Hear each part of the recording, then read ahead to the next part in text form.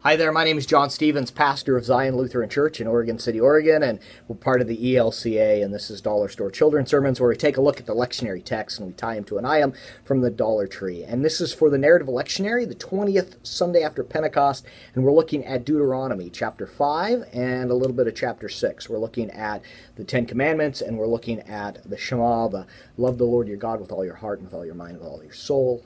And that's so we're looking at those pictures, and so the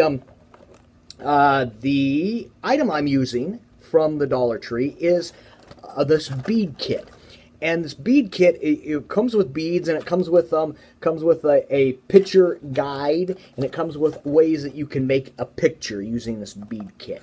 And I was thinking about the Ten Commandments and also loving the Lord your God with all your heart and with all your mind and with all your soul. And about how so many times we think about the Ten Commandments as a list of thou shalt nots.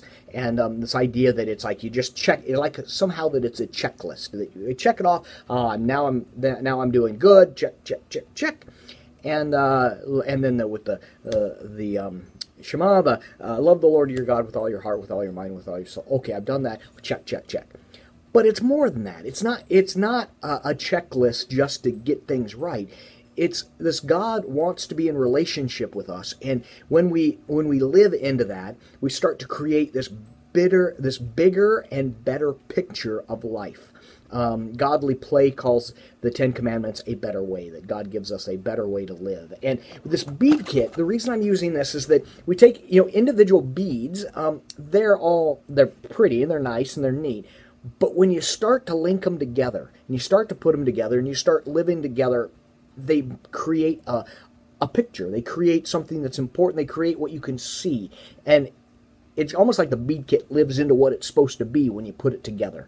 And the Ten Commandments and the Shema, those, when we live into that, and we stumble all the time, and God's grace pulls us back, and again and again and again as we try. But as we live into that,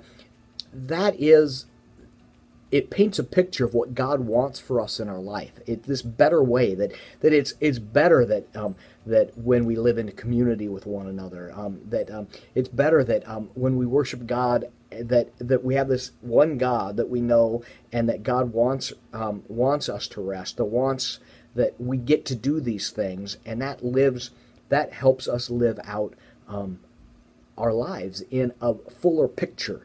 And so this bead kit is what I'm going to be using. That the individual beads, while they're pretty and they're useful, they work better when we see it in that whole big picture. And the Ten Commandments work a lot better when we move it from just a thou shalt not to a God that wants to be in relationship with us, and this is a way that we can more fully be alive and created people.